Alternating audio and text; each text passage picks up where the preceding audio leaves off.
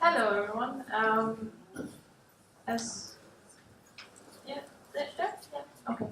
I'm going to be talking about something a bit different today than what you've already heard, and it's going to be about design thinking, about leadership, and about creative problem solving. But it's not just going to be about these topics from a very standard point of view, but it's going to be about you people who are here. Because I thought, well, how can I help you take something home with you tonight? So what's going to happen is I'm going to tell you a bit about, well, why do I present these tools? What's the problem? Since I have some tools that I want to offer you as a solution. What is design thinking? And then we're going to try them out ourselves. So just for a note, it's going to be mainly in pairs that we're going to work. And it's not boundary breaking because we don't have time for that. But maybe next year we'll have time for that, Oliver? Yes, maybe? But anyways, just to let you know, around the middle of the talk, you guys are gonna get together in pairs and do some exercises. Just simply to try it out and to feel, okay, did this do anything for me? Was it good? Was it bad? So I'll just log on and find the slides.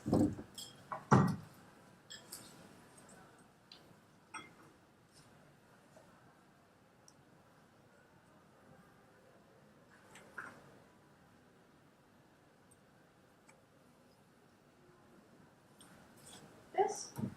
And it's a very long title. It was just to get a teaser and to get you guys interested in coming.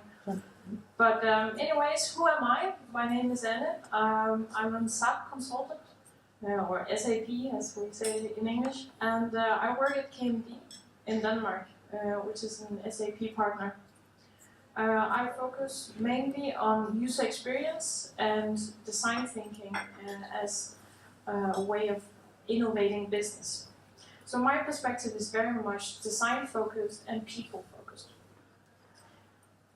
What do I do else? I co-host the Inside Track Copenhagen. So if any of you are interested in joining in Copenhagen, I will surely be there as well to greet with you. I've also written the SAP Press book on design thinking.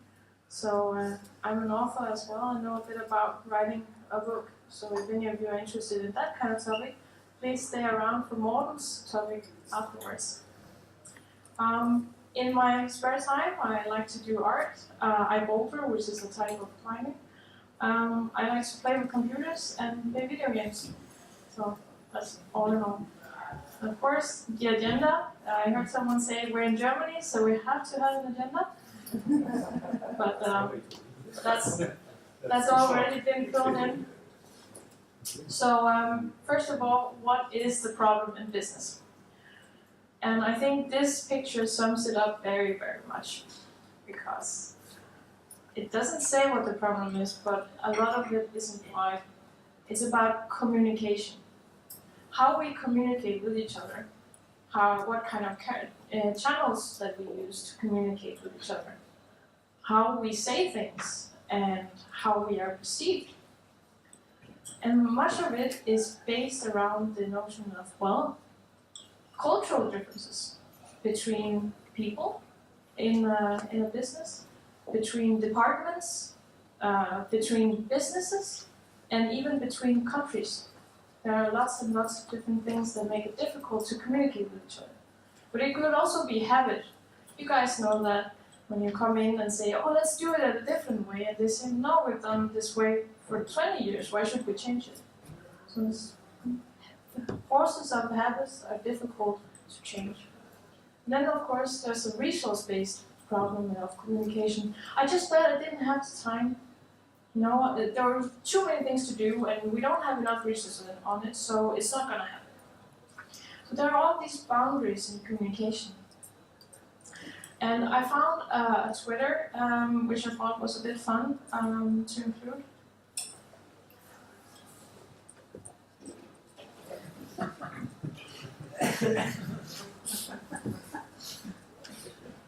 We all have felt this, haven't we?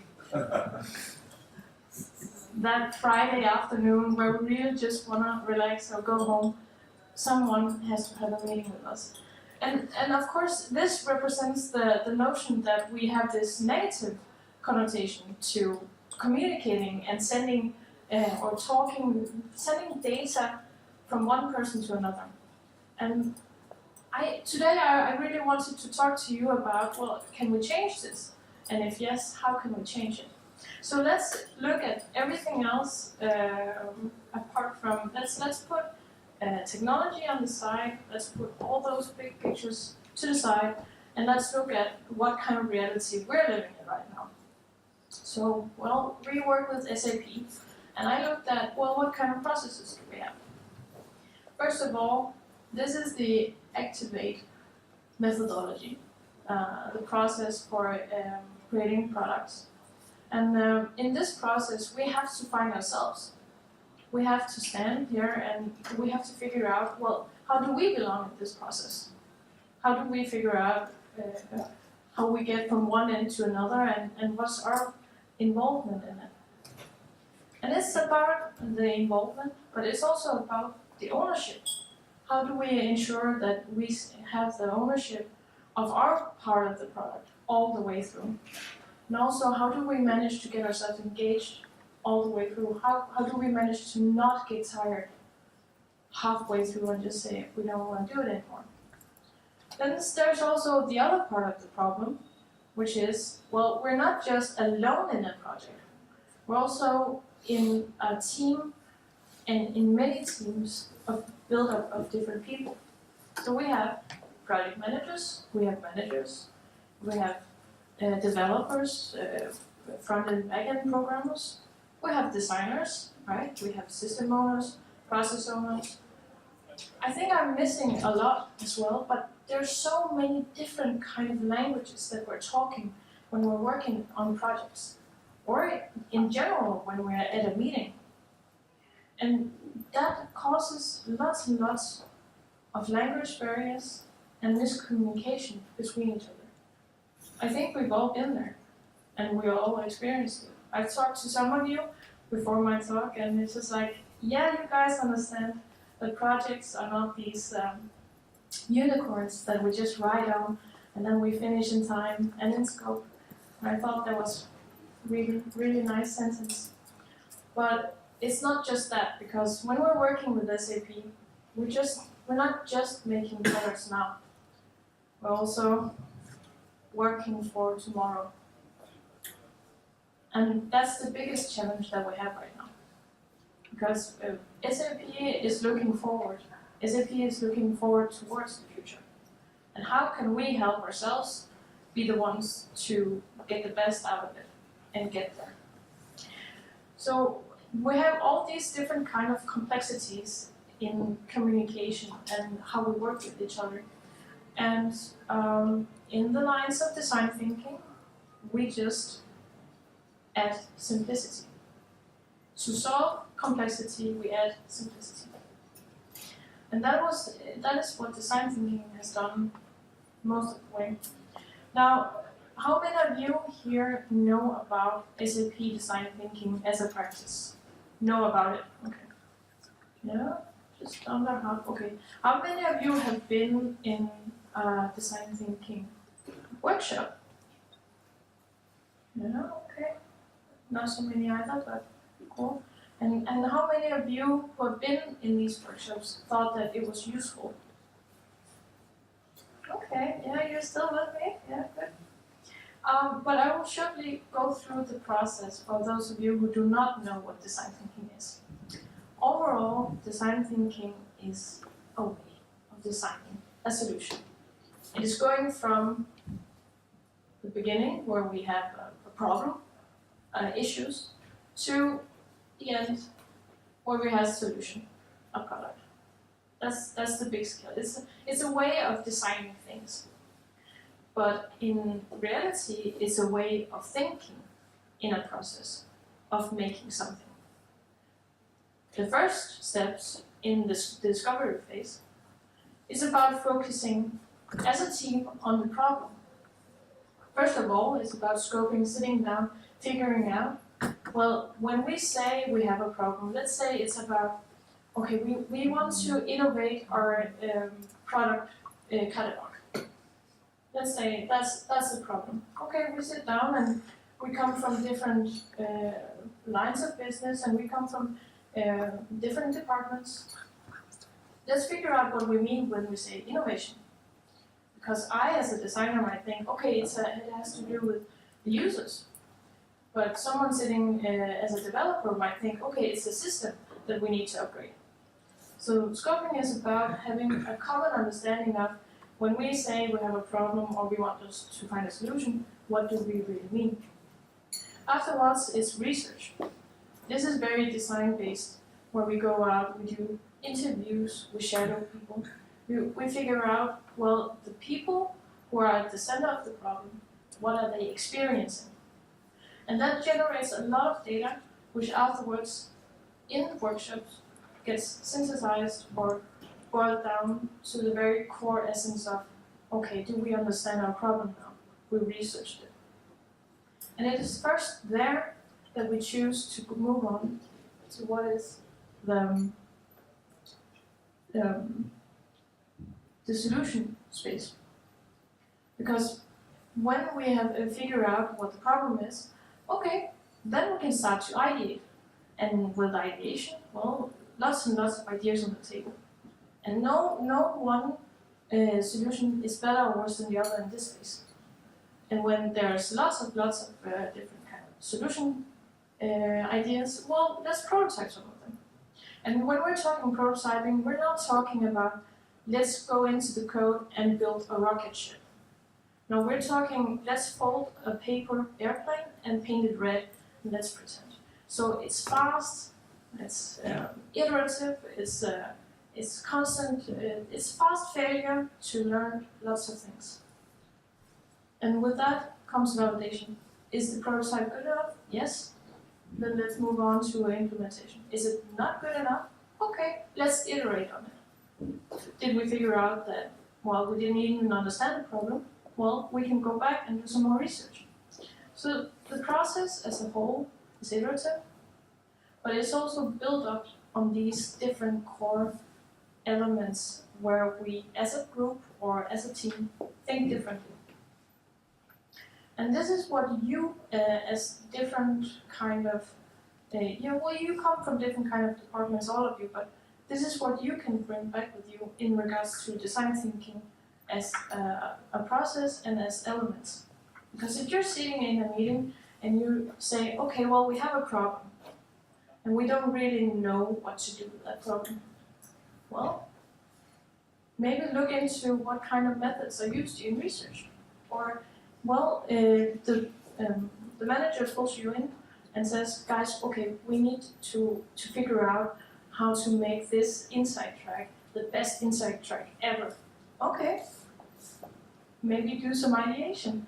I mean, so the elements can be used in many different kind of situations, regardless of if it's a product or if you're in a meeting or doing workshops generally. So to sum up, design thinking is not just about design, it's not just about the design practice, but it's also about this mentality.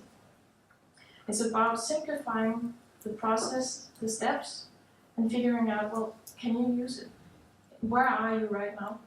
And creating this common mind space, so that someone is not thinking, okay, the customer is thinking about or talking about the problem. Okay, but I already know the solution. Then we're not listening. So it's about creating this common mind space where everyone is thinking about the problem together, and then afterwards thinking about the solution. Now, design thinking can be very creative and different, and it talks about innovation. And I want to tell you a bit about what those things are, because they can be a bit frightening for some. And I found this picture, and I thought that it hit the right spot, because, well, we start out with imagination. And imagination is, as it says, Envision what doesn't exist yet. And that's easy. I think we can all do that. A red elephant, for example. Well, that's imagination for us. But we can also use it in regards to our business. And that leads to creativity, which is applying imagination to address a challenge. Well, we do that every day in one way or another.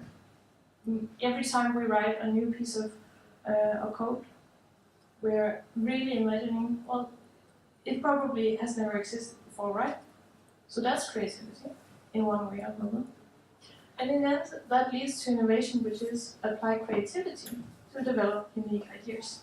So it's actually just simple mind processes, thinking, ways of thinking. And it's not some big scary thing. But it is this part of creativity in the middle that I want to talk to you about today, because it's where we find the ability to boost our leadership principles, but also will help us become more creative in regards to problem solving. And this is where I want to give you these two small exercises, and you can take them home with you and try them out with your teams, because they're not that scary. Because for me, when I started with design thinking, I thought that the thing was very scary. So this is level A stuff. But let's start with leadership. And when we say, oh, it's a leader or it's leadership, people might think about, oh, it's my manager, it's my boss. But it doesn't have to be. Those things are not mutually exclusive. Because leadership is about having some elements to your personality that are positive for your team. That is, for example, guidance, thinking about the solution instead of thinking about the problem. It's about having a vision for the future, where we're going. And it's about instilling teamwork, direction, strategy. Very much important about communication and about being goal-oriented. And I found this quote about leadership that I thought was very good, because it's the last part that really strikes. It says, leadership is about mapping out where you need to go to win as a team and organization. And it is dynamic, exciting, and inspiring. I think it's the last part here that I want to do with you. It's this element of inspiration. And it is the yes but, yes and exercise. How many of you have tried this before? Please raise your hand. 3, 4? Okay, good. So some of you might be able to help if it goes all right, but the notion of yes but, yes and is that we think in yes but, as in, oh boss, I have a really great idea right now. And then the boss says, yeah, that's great, but we don't really have the time right now, and it doesn't look so good. Can you come back tomorrow? I really have this meeting I have to go to. In German it's probably something about hallo, ich habe eine richtig gute Idee. Ja, es hört sehr schön, aber geht nicht jetzt. I don't have to say it in Danish, do I? No. So it's this inbuilt mentality that we have it in our language immediately. This yes but, and we have to turn that one around and say yes and. For example, boss, I have a really great idea right now, and I really want to talk to you about it. Yeah, of course. And the way we're going to talk about it is that if you present me with some pictures or some notes, then we can really delve into it. And could you book me up for a meeting tomorrow so that we have the opportunity to really get into the depth of it? So by adding and, he involves himself. And although there was that, oh, I don't have time right now, he's still putting a positive attitude towards it. So it's about this relationship we have with each other, where yes but has this powerful resistance, where they push you away, and yes and has this power of acceptance. So now I want you all to find a partner. All of you.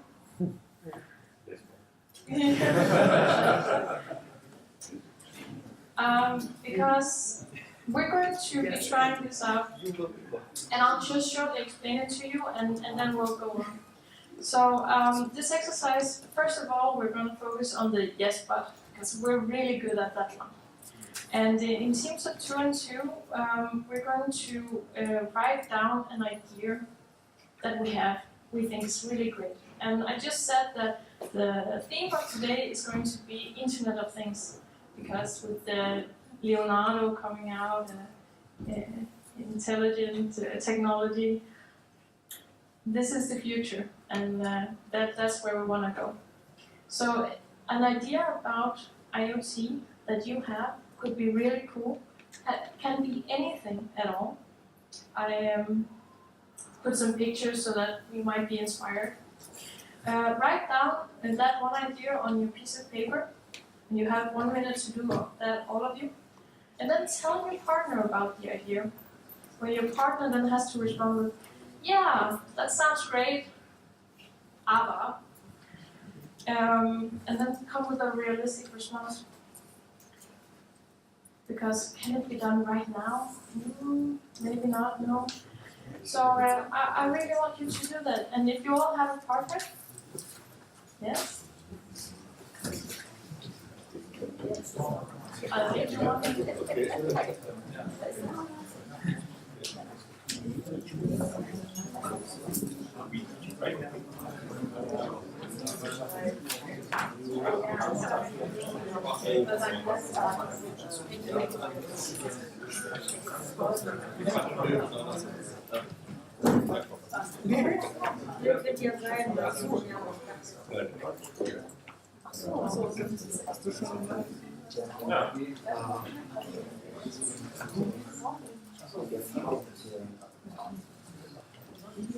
Hey, do we need 4 or 2 people? Excuse me? Do we need 4 or 2 people? 2 and 2, or 1 is ready. Oh, sorry, that's maybe my Danish, but it's just a pair in pairs, so it's just 2 people who then have to tell each other.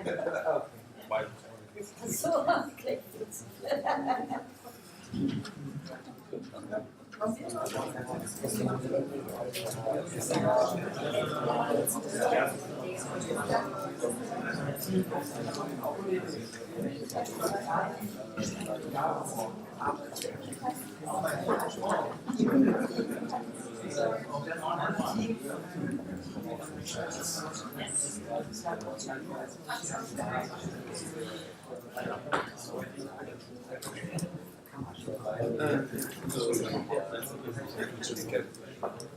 And when you're both done with the ideas, you can present them to each other.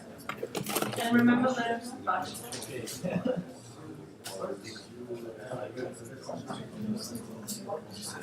Yes, but.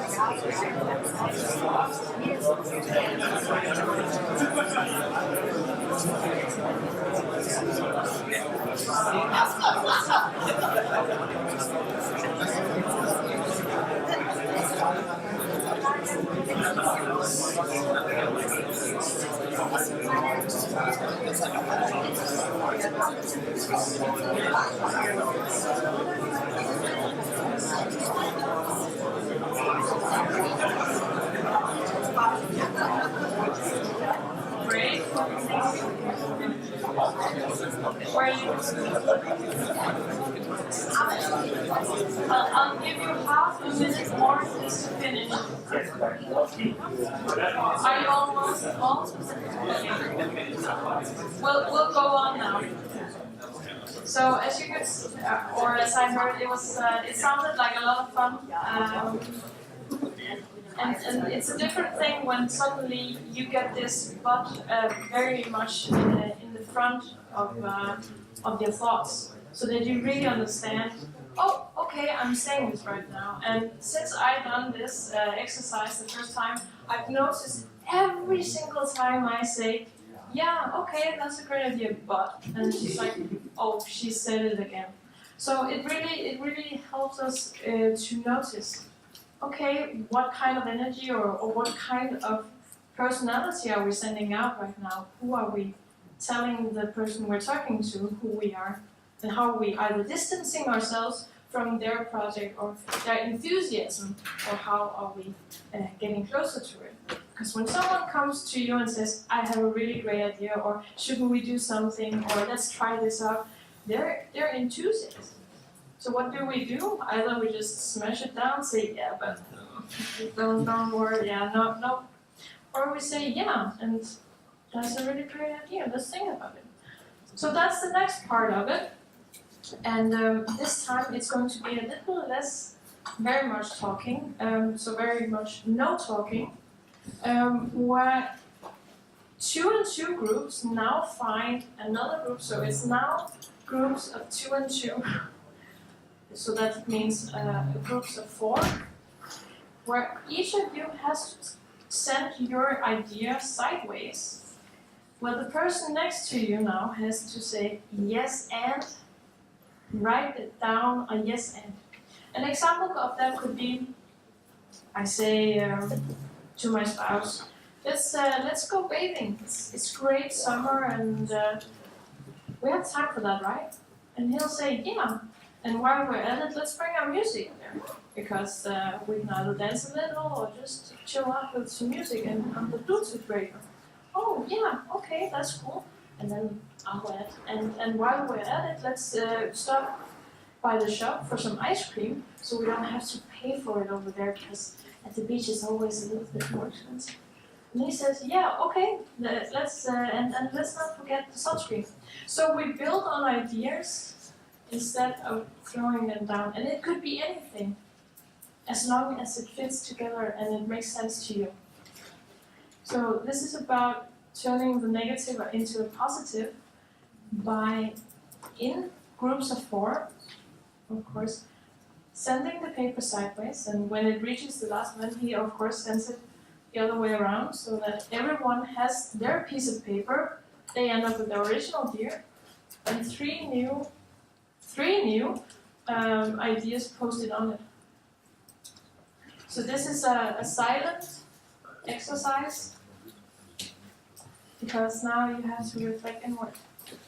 So please find a group, neighboring group of yours, and send the papers on.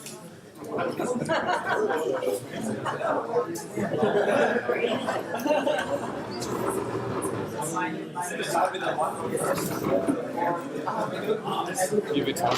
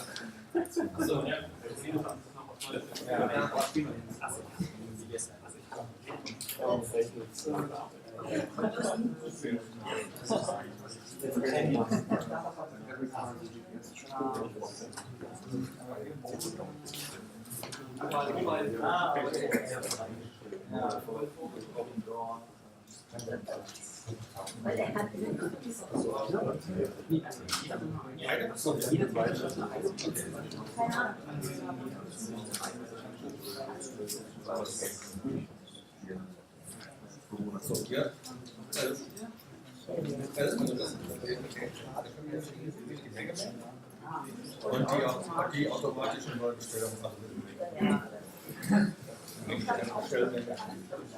Was ist das?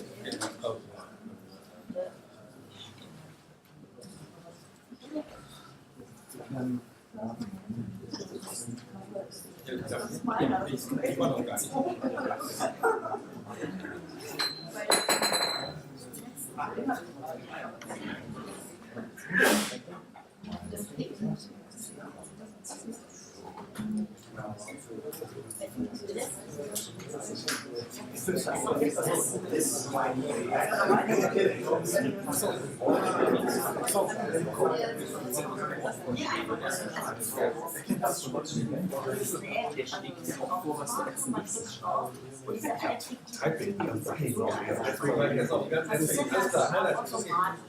Does it much nicer?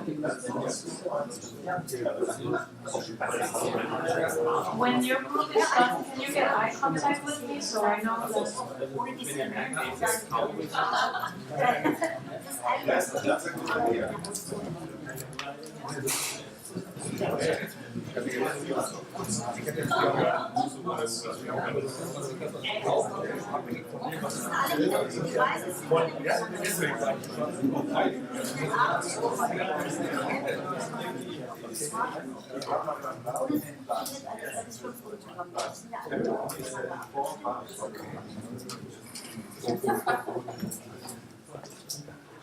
Ja, ist schön miteinander zusammen. Also wenn jetzt zum Beispiel also das ist nochmal fällt ja auch Worte auf sein. Ich denke schon immer.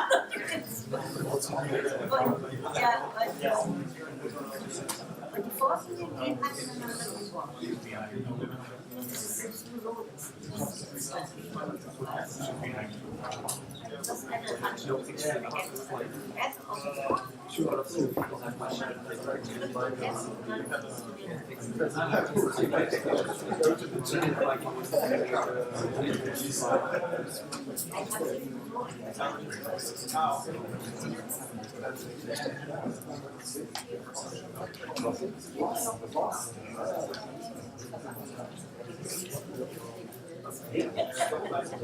Hat sie heute Morgen um 6 Uhr bestätigt.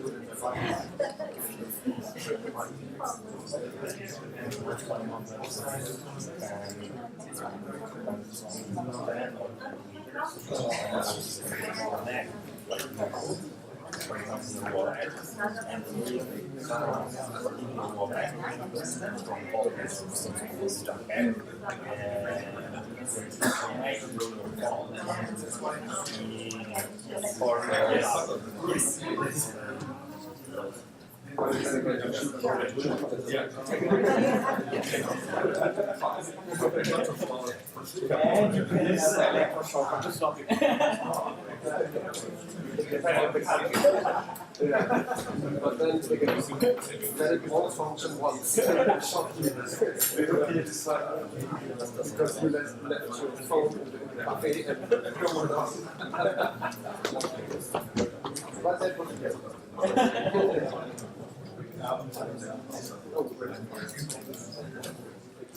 Okay, for the sake of time, we're going to move on. And I just really quickly want to hear from you people. How did it feel and how involved did you feel as well when having to write a yes and statement? Anyone interested in sharing? I'll give you my microphone. No? Okay. Well, the point was that it does something both to the brain and to the what's that called when someone gets the information? The recipient? Is that? Yeah, exactly. So it does something both to you and the person receiving the message.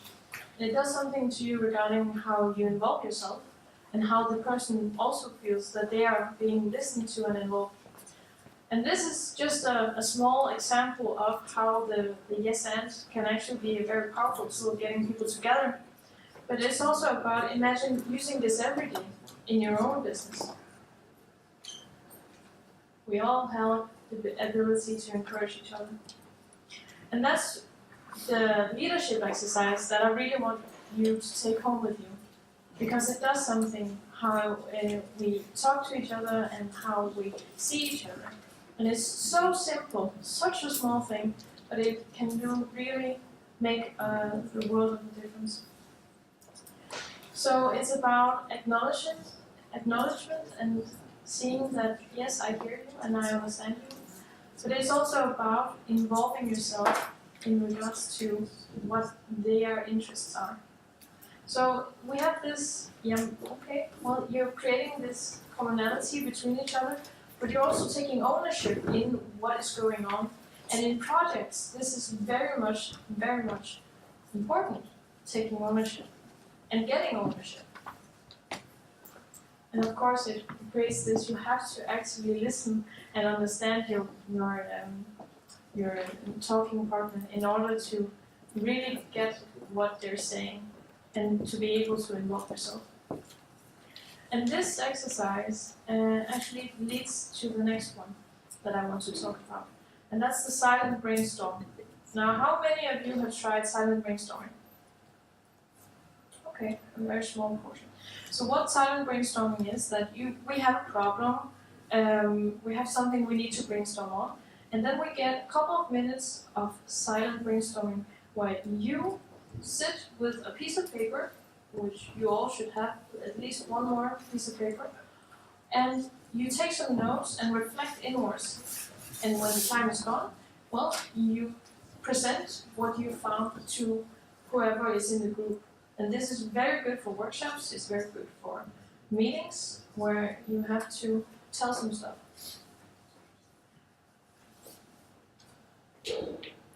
And afterwards, there's discussions. So it's like a 3-step program where you first sit and you think and you reflect, you write down.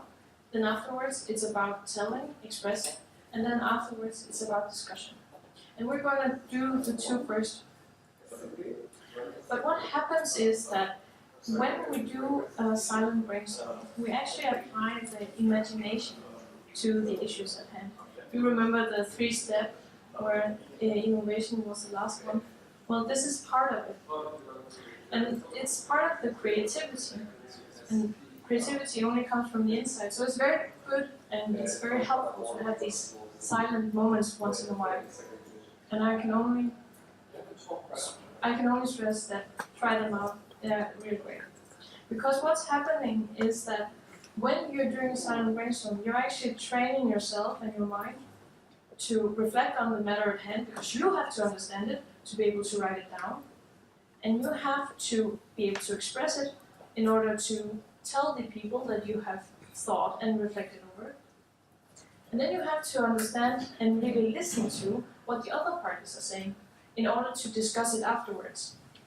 So there are these 4 great elements to really getting good at doing creative problem solving that comes from the silent brainstorm. And of course, it also strengthens the bond of collaboration. And it changes the group dynamics. Meaning, as I say it, let the experts be experts. As in, when we're sitting in a group or a meeting or workshop and a manager comes in and sits down and he starts talking, there's a structure between people where some people talk and others don't. And sometimes it's also the experts who know the things that they're talking about or who have the knowledge about the issue at hand that do not talk. So it changes the group dynamic by making everyone have a moment of silence, some to be able to reflect and others to be able to listen. And this is the second exercise that I want to do with you. What I want to do is, it's back into the groups of 2 and 2. And now the paper that you have with your original idea, with all the next add-ons of ideas. Now we do a silent brainstorm where we think about, okay, how can I sell this bundle of ideas as one big one? How can I make my partner really get it and want to buy it? So now it's about doing a pitching. And it's 3 minutes of silent brainstorm. That means no talking at all. I want to hear nothing. And some of the pitching area examples that you could take on are, for example, well, is it easy to implement? Is it going to be user-friendly or more user-friendly than what we're having right now? Something about economics. Will it save us a lot of resources and time and money in the end? Is it solving a current problem that's very, very bad? Elements like these. So you'll get 3 minutes of silent brainstorm to really get into your own brain. Think about, how can I pitch this? Write it down, and then we have 1.5 minutes each for pitching. Thanks. We always like you. It's how to pitch and sell this idea. 3 minutes.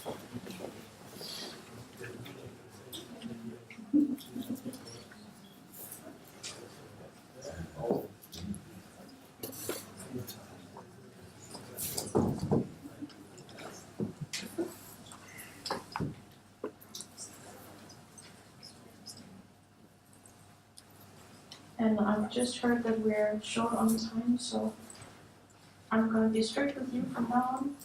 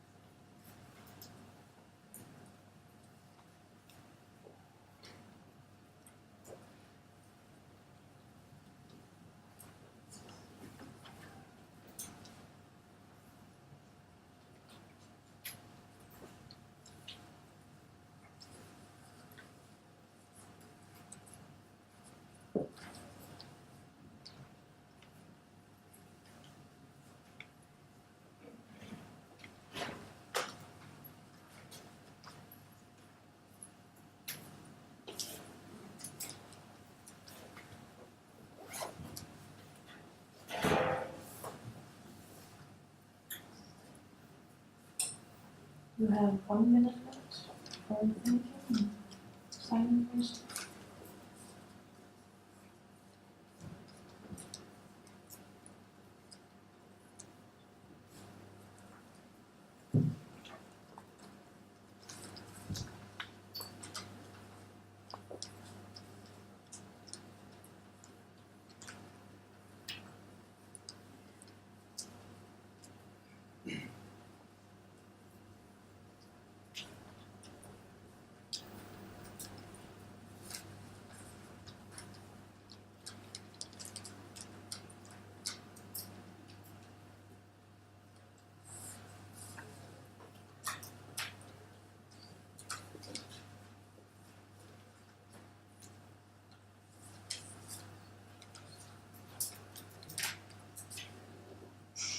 And 10 seconds.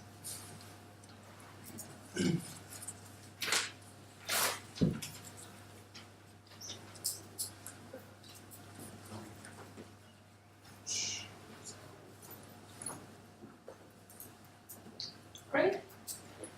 So you're able not to go over time. Please start pitching, and if you didn't finish, just continue. You have 1.5 minutes each. So start selling your ideas.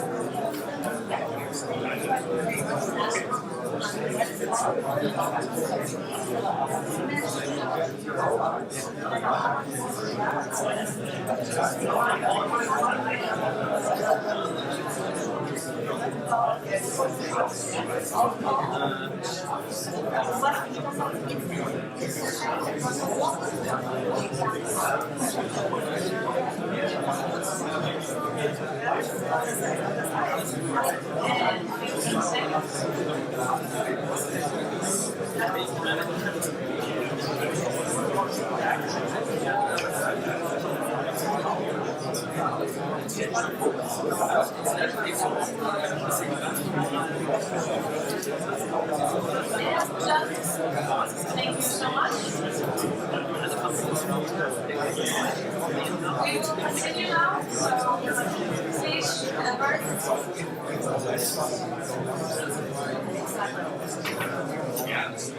Use the time as you don't have time. So I will just continue. And if I can have your attention again. Thank you so much. Now, I really love to hear that you were all in it and difficult to pull out again. And that is what happens when you do the silent brainstorm. And it takes so little and it does so much. Personally, it structures our thought process. And that's really great when we're in workshops or we're in meetings where there's a lot going on and we have a lot to say. It also specifies the problem at hand. What do we think of when we think of a problem, or how do we want to solve it? And it also gives us this reflection space where we really can think for a minute before we start talking. But of course, it also gives this interpersonal connection between each other where this halo effect is turned around. So it's not the loudest person in the room who always gets to say or always gets his rights. It gets switched around. And it's also about this culture of authority, for example. It gets turned around to more of a culture of play. Everyone has a say and everyone can contribute. So to sum up, small actions lead to big changes. And design thinking is one of the toolboxes that we have available today in the SAP market to really help us to make these changes. Just to sum up again, in regards to leadership with the yes but, yes and, well, you change your sense of engagement, the connection you have with others, and you give way for inspiration, both to be inspired and to inspire. In regards to creative problem solving, you have both an inward but also an outward reflection possibility between people for yourself, and you better actually your communication. Of course, we're dealing with very large problems, but some of the solutions can be very small and easy to implement. And change of mentality is what is going to help us keep up with the future of innovation. So SAP is working hard to do this, and I hope the rest of us will as well. So thank you.